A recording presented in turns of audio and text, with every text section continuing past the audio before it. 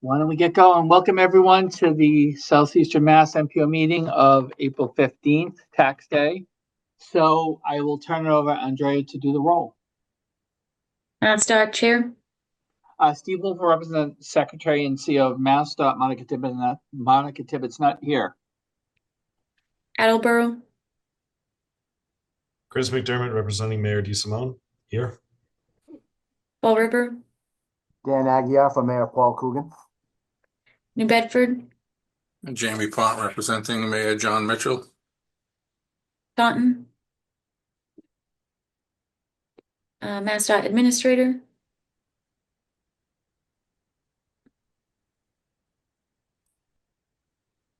Mansfield.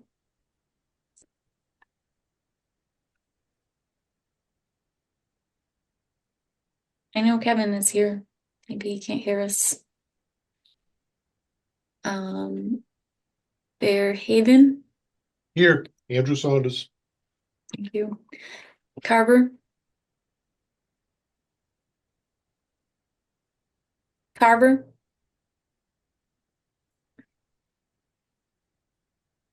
Sarah Hewens, Select Board, Carver, here. Thank you. Westport. SRPEDD Commission Chair. Here. Thank you. SRTA. Jane Trimble representing Administrator Eric Rousseau. GATRA. I'm Mary Ellen DeFries, Administrator.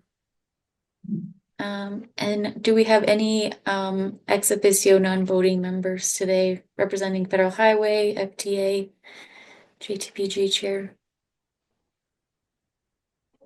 I don't see any, Andrea. Right, all set. Thank you. All right, thanks, Andrea. All right, we'll move on to agenda item 2, which is approval of minutes of March 18th. Can I get a motion second to approve, please? So moved. Second, Fall River. All right, any changes or comments on the minutes? All right, seeing that, Andre, do you want to read the roll, please? MassDOT Chair. Yes. Attleboro. Yes. Fall River. Yes. New Bedford.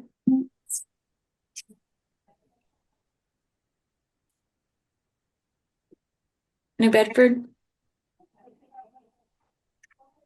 Yes.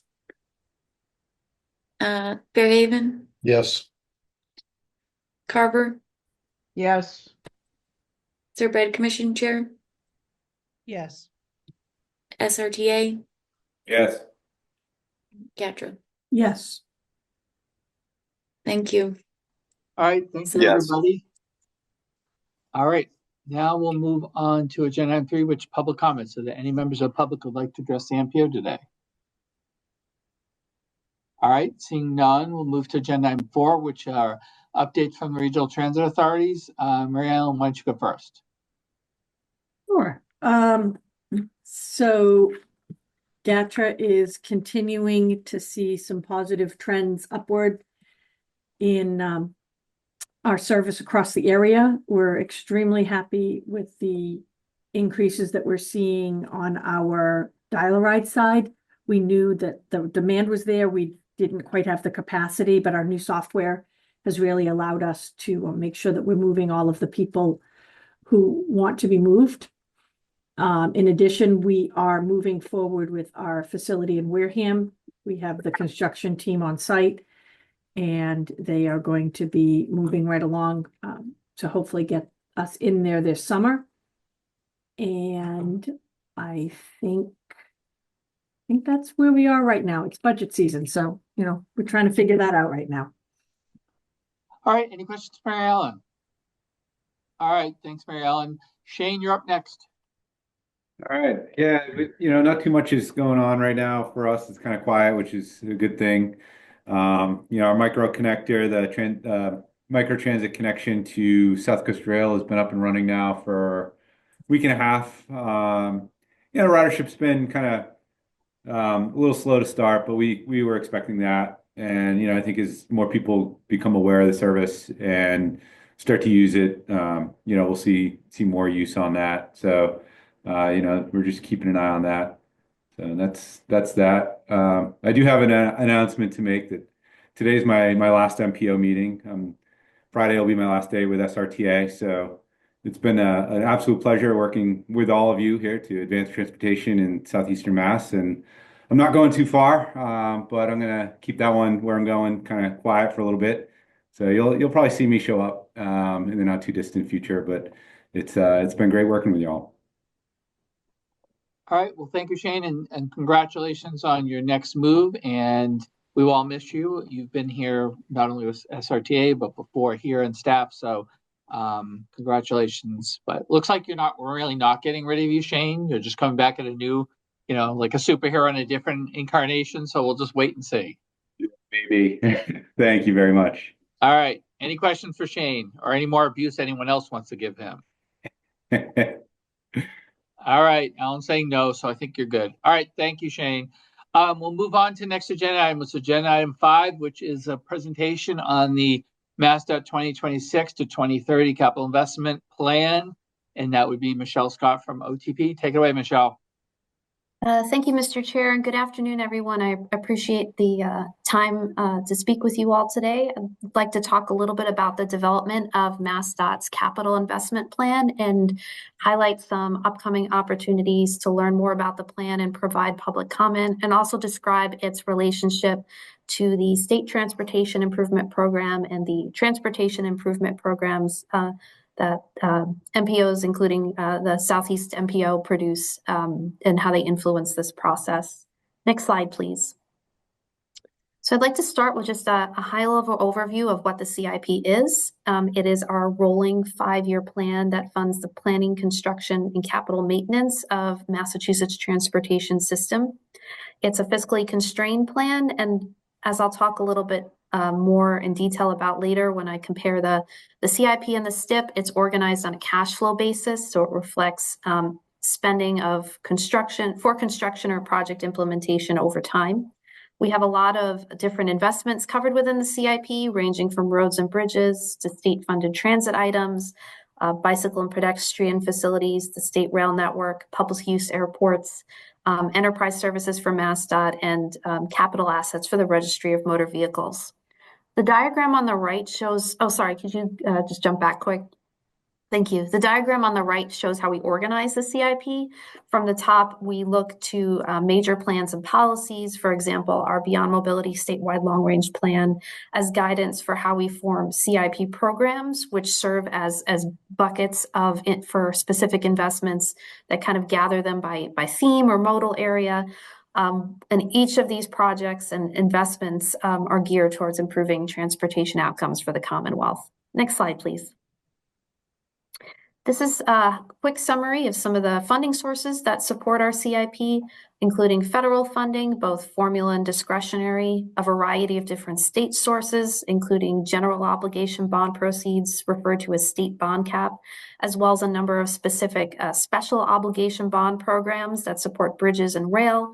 2 new highlights for this year include support that's coming to capital from the fair share surtax, as well as additional support from the Commonwealth's Federal Matching and Debt Reduction Fund.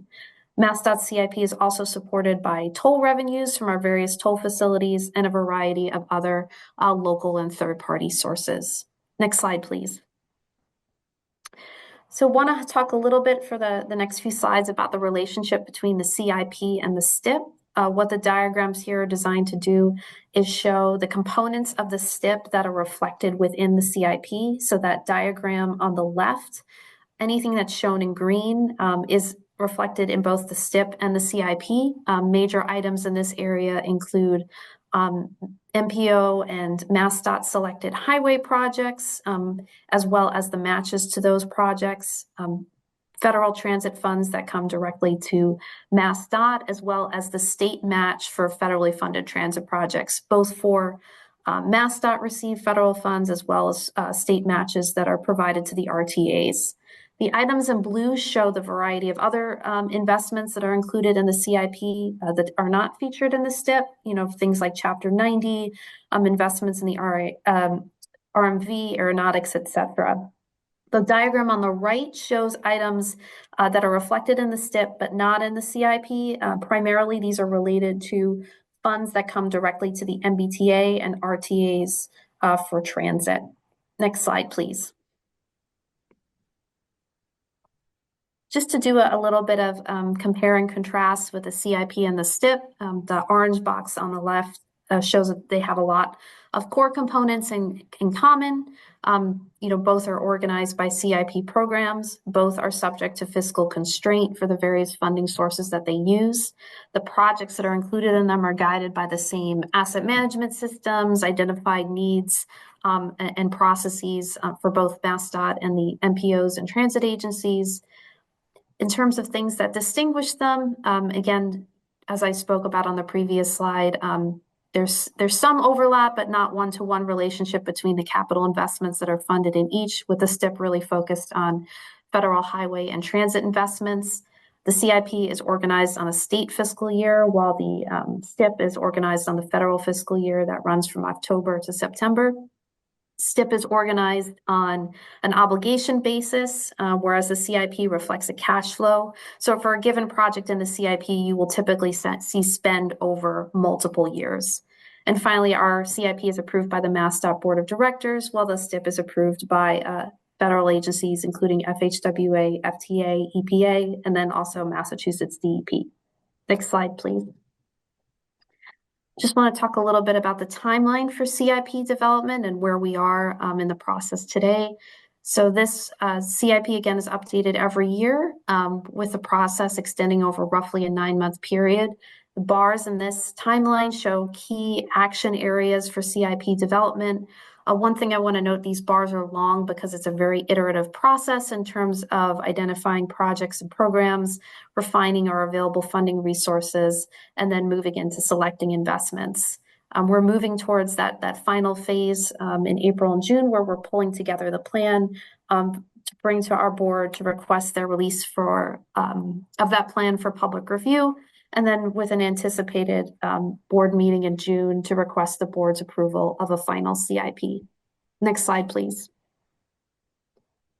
This is a slightly different timeline that is intended to show kind of how a common process feeds both the development of the STIP as well as the CIP. The orange bars that are kind of running through the middle highlight the work that MassDOT does to support both processes, including things like estimating available funding from federal or other sources, working with you all in the project readiness process, developing the project lists, and providing information to support parallel work happening with the MPOs and transit agencies. And then kind of the latter stages where we incorporate investments from the STIP process into the CIP, and then work together to collect public comment through a shared public comment period prior to those documents being finalized. And again, the stars reflect when we connect with our MassDOT Board of Directors, and the arrows are designed to show how information flows between these different parties. All of it, again, to emphasize that this is a collaborative process, and we appreciate through all stages in CIP development the information and support we get from the MPOs. Next slide, please. So I want to talk a little bit about our upcoming 26 to 30 CIP, which is in development now. Major factors, both internal and external items, shape the development of this plan. On the external side, certainly federal transportation policy and funding and developments in that area, which we continue to monitor, have impacts on the CIP given the size of the federal aid program within the overall CIP. Commonwealth policies and spending plans are an important directive for us. We're responding to evolving travel demands, conditions, and impacts not only on the kind of transportation we need to provide and support, but also related impacts to revenue sources that may come from changing use of facilities such as our toll roads. And as I've alluded to earlier, partner agency processes, feedback, and project readiness are all important external factors. Internally, a major factor is Healy-Driscoll administration priorities. Many of you may have heard about the work that's coming out of the governor's office in coordination with MassDOT and the MBTA to publicize a proposal for funding transportation. This is moving through the legislature through a number of different bills, such as the multi-year Chapter 90 bill and the governor's budget, also known as House 1. So we continue to work closely with our partners at the governor's office and the executive office for administration and finance to design a plan that really is addressing the priorities and also to implement these new policies and proposals as they get enacted.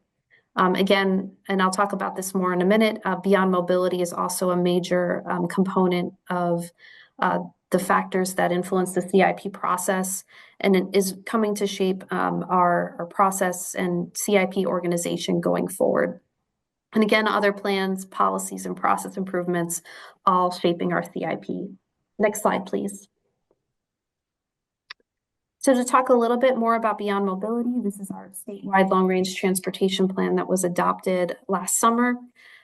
It's our blueprint for guiding transportation decision-making and is closely, connected to other important features such as the strategic business plan for MassDOT, as well as the recommendations of the Transportation Funding Task Force. And so one key area of work that we're doing for the 26 to 30 CIP is drawing those connections between the priority areas for Beyond Mobility, which are shown in the blue text box on the right, and the individual programs and major investments that are included in Beyond Mobility. And this is both to illustrate those connections for people reviewing the CIP, but also to support the department in making sure that we're sizing programs and advancing the recommendations that are coming out of Beyond Mobility to support a better transportation system. Next slide, please.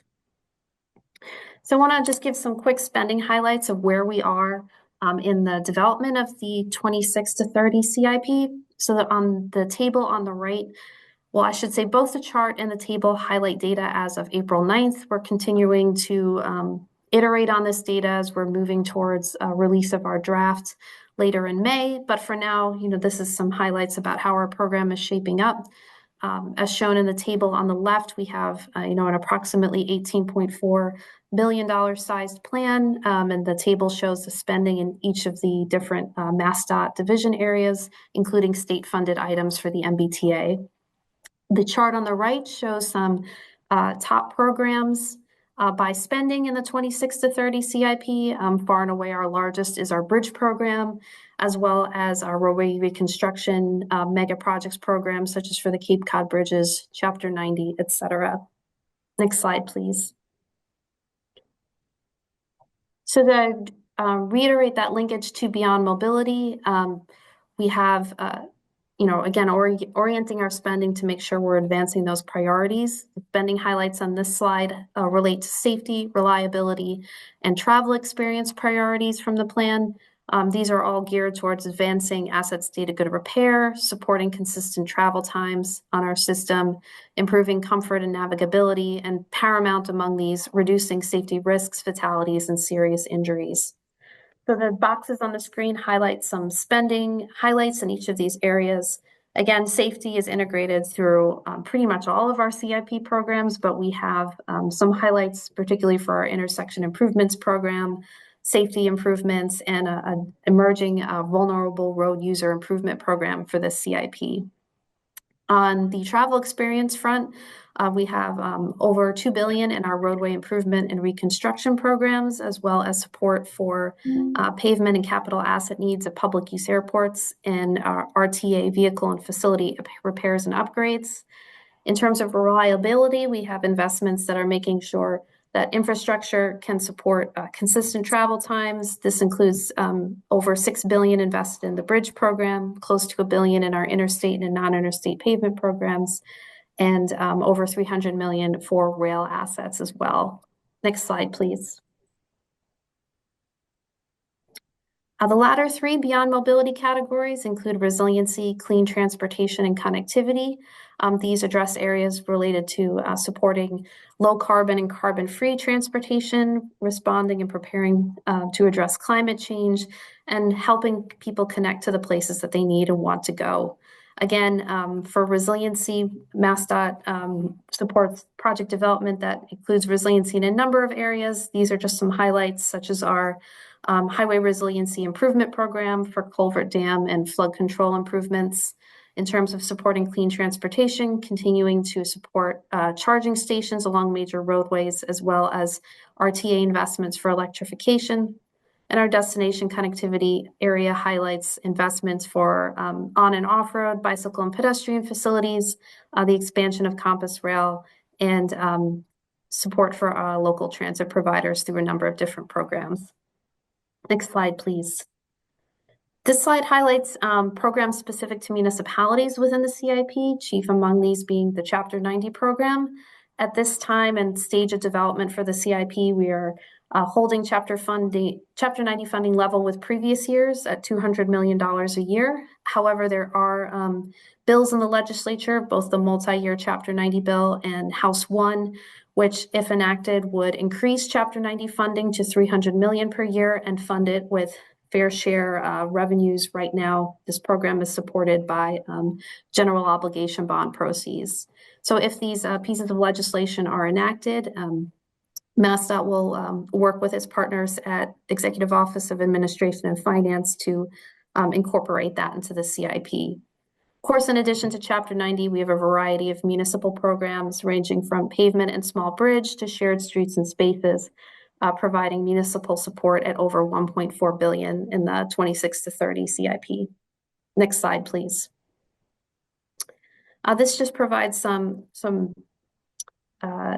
examples of major project investments within the CIP, including the Cape Bridges and the Alston Multimodal Project, as well as a range of major interchange and bridge projects around the Commonwealth. Next slide, please.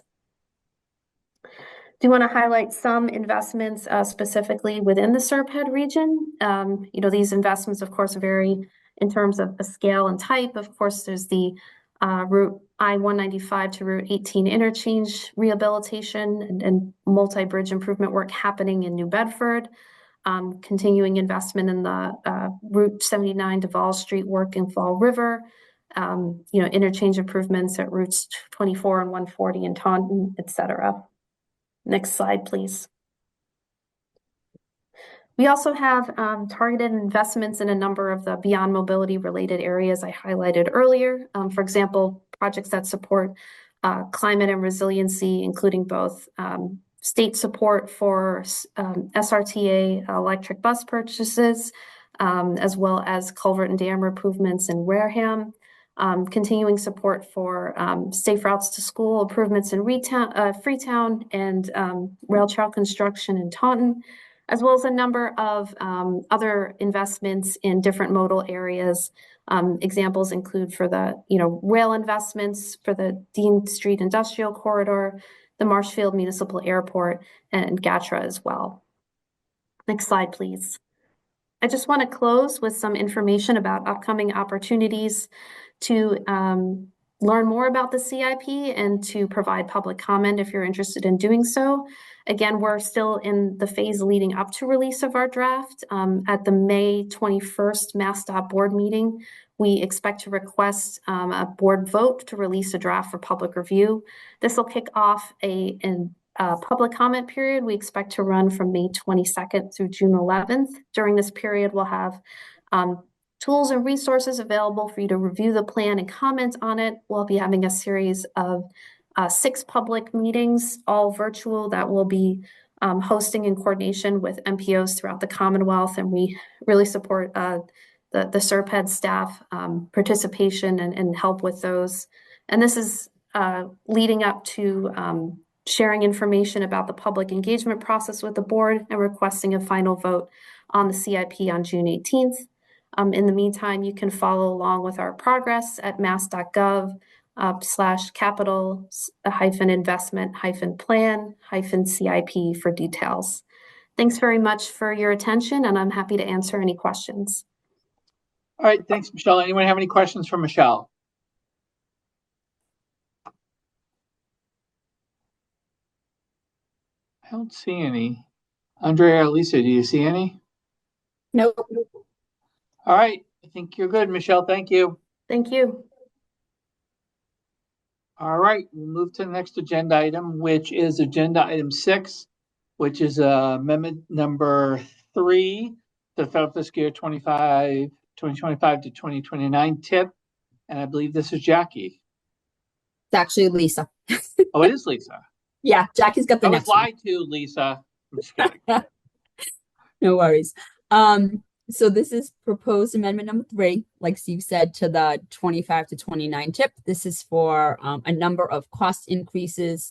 I'll start with federal fiscal year 25 with the Lakeville Route 79 project that is seeing a cost increase due to hazard material disposal, additional water main relocation work, and unit cost escalations. The project cost increase is not being, we're not able to accommodate that in federal fiscal year 25. So the project is going to be what we call advanced construction programs with that tool. And it's also going to be in federal fiscal year 26. So you can see that on the bottom here. We're picking up the additional around 700,000 that is required. And because the project is such a large cost and spans several construction years, we are able to do this. The second project, which is Mansfield Multimodal Accommodations on School Street from Spring to West Street, that one is also seeing a cost increase. And that is due to an increase to accommodate for drainage conflicts and the cost of hazard material disposal. The third additional cost increase, this is a project that is programmed with with statewide funds. So this does not come out of our regional target. When the 75% design submission came in, the utility relocation cost more than tripled. So that's why we're seeing this cost increase here. The project is programmed with 2 funding sources. So the cost increase is being picked up with the Highway Safety Improvement Program portion of the funding for that project. And then as a result of all these cost increases in federal fiscal year 26, we would not remain fiscally constrained. So we have to remove one of the projects that is currently in there. So we are proposing the removal of Dartmouth corridor improvements on Route 6 from Fawns Corner Road to Hathaway Road. This is just for the 25 to 29 tip. In the draft 26 to 30 tip, which you'll see shortly. That project is programmed back in 26 and will hopefully remain there. With that, I'm happy to answer any questions, but we are asking that this body take a vote to release this to a 21 minimum day comment period.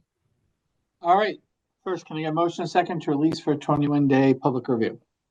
Motion made, Fall River. Second, Fairhaven. All right. Any questions for Lisa?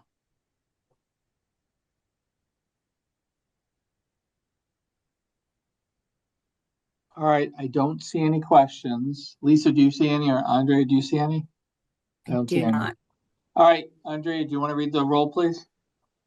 MassDOT Chair, Yes. Attleboro, Yes. Fall River, Yes. New Bedford, Yes. MassDOT Administrator, Yes. Mansfield, Yes. Fairhaven, Yes. Carver, Yes. SRPEDD Commission Chair,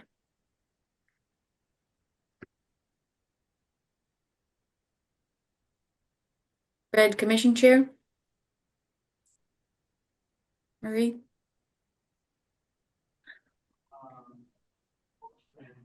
SRTA, Yes. and Gatra. Yes. Thank you. All right. So now we'll move on to agenda item 7, which is the draft federal fiscal year 26 to 2030 tip. This is to put it up for public comment. Lisa, are you doing this as well? This is Jackie. Oh, this is Jackie. All right, Jackie. I never should guess here. I always get screwed. Anyways, go ahead, Jackie. So today we are asking this board to vote to release for a 20-day public comment period our draft fiscal year 2026 to 2030 tip. It's available on our website if you'd like to review it. And it was also a link to that was also sent out in the agenda. This is my yearly reminder that next slide, please, Lisa, that when you vote on the tip, you are voting on everything in the tip document. It's a 230 something page document. It contains lots of other things. We're going to talk project lists today, but when you vote, you're voting on all of this. So if you have a chance, please go and look at as much of it as possible. Okay, so transit lists is where we're going to start today. And if Mary Ellen or Shane has anything to add to any of these lists while I'm talking about them, please feel free to jump in. But for GATRA, the major projects we have are, as Mary Ellen mentioned earlier, the construction of GATRA's East Wareham Maintenance Facility, a 6A parcel solar project, replacement of the Attleboro train station roof, repaving parking facility and flooring upgrades at the Taunton terminal, 2 new charging stations for electric buses, and buying replacement 35-foot buses and vans. And for SRTA, our major projects, their major projects are Fall River, construction of a Fall River facility, bus stop project, including shelter and sign replacements, charging infrastructure and paving resurfacing at the New Bedford garage, Fall River garage repaving and resealing, new buses and scaffolding for bus maintenance, ITS upgrades, intelligent transport system upgrades, and the micro connector service that Shane mentioned earlier. Anything else you want to add, Shane or Mary Ellen? Those lists? Okay. Nope. Thank you. Before we get into the highway lists, I want to do like a little bit of housekeeping on some terms that we use that we don't really discuss all that frequently. So regional target versus statewide programmed projects. So what the MPO decides on for projects, our allocation, this top part of the list, section 1A, regionally prioritized projects. That is what we're referring to when we talk about the regional target. Those are the projects that we have some control over programming for, and that's why we call it the regional target. When we talk about statewide, we're referring to projects on the tip that the state has allocated funding towards, and they make the decisions on those years. So just wanted to take a minute and talk about that today. And then also advanced construction. It's a tool that's been around for a little while, but that we don't normally take advantage of. So it allows us to spread funding for a project over several years if the project cost is over half of the regional target, that regional target number we're just talking about for the year, and if the project is proposed for multiple construction seasons. So when Lisa was talking about that change to Lakeville project earlier, that change actually involves advanced construction and splits the funding for that project over 2 years. So in 2026, you'll see a little bit of funding towards Lakeville, approximately 724,000.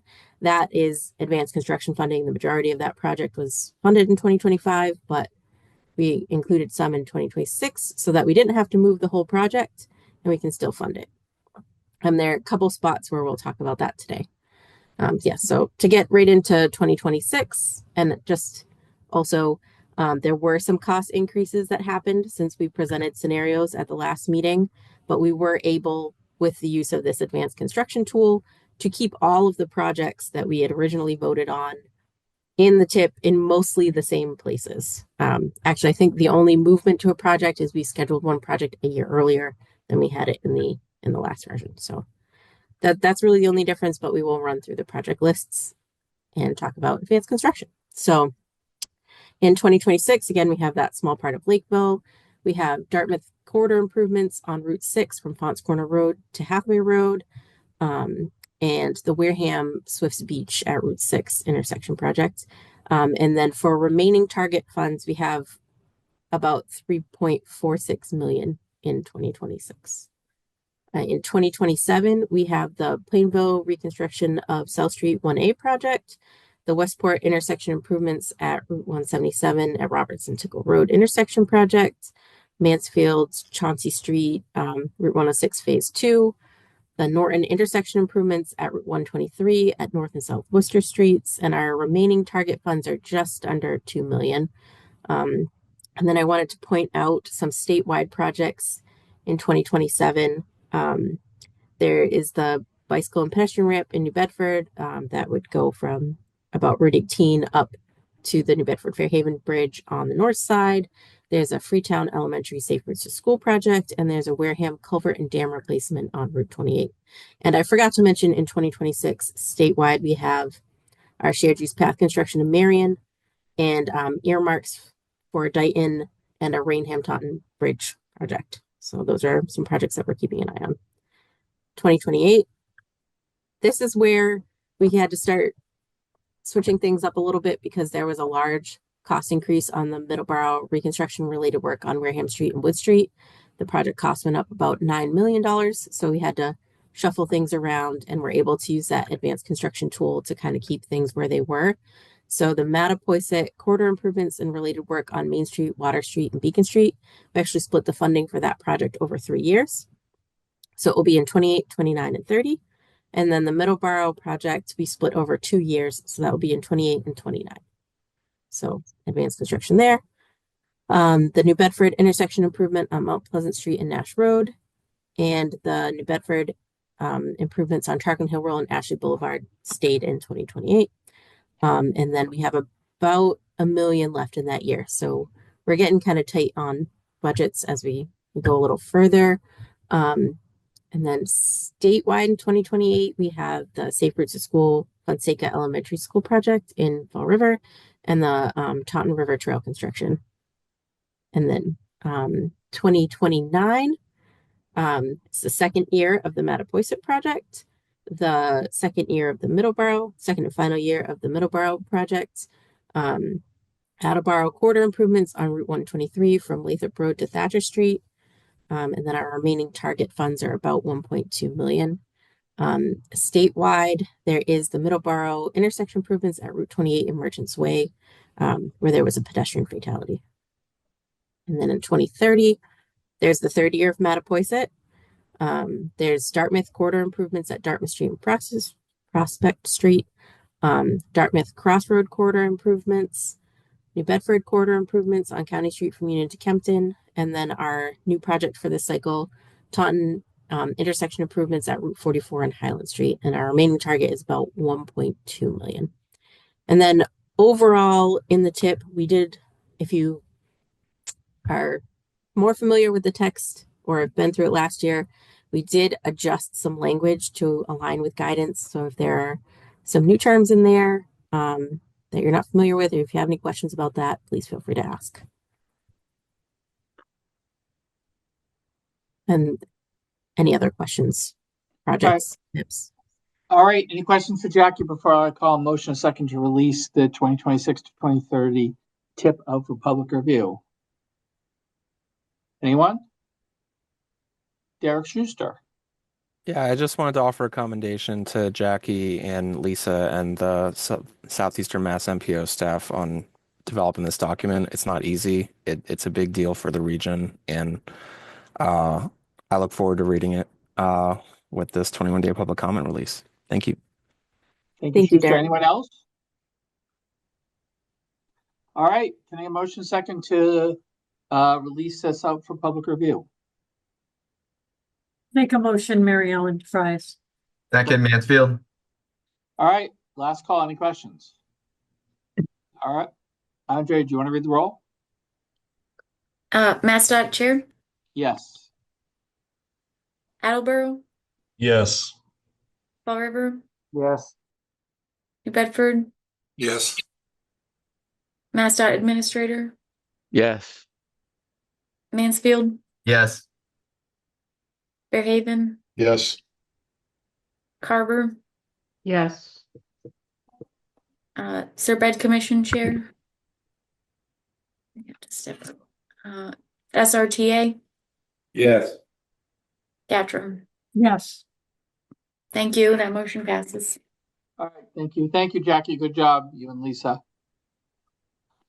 All right. Let's move on to agenda item 8, other business. Lisa, do we have any other business? I do not, Steve. Thank you. All right. So now we'll move to agenda item 9, which is date and time for next meeting. May 20th at 1 p.m. virtually again. All right, so as most folks remember, this time of year is the year we have all our votes on certification documents. So I always remind everyone to try to make every meeting so we have a quorum and can move forward. So obviously, at least at the next meeting, we're going to vote in the tip. I would assume, Lisa, we're going to probably have the UPWP to release out for public comment. So please try to make the next 2 meetings in particular so we can take care of that. And with that, I'll entertain a motion, a second to adjourn. Motion to adjourn for Haven. Second, Carver. All right, all in favor of adjourning, please say aye. Aye. All right, thank you, everybody. Good job. We got through a lot today. And as I said, we'll see you next month. Enjoy the improving weather and thank you. Bye, everybody. Thanks, Thank Aaron. you. Bye.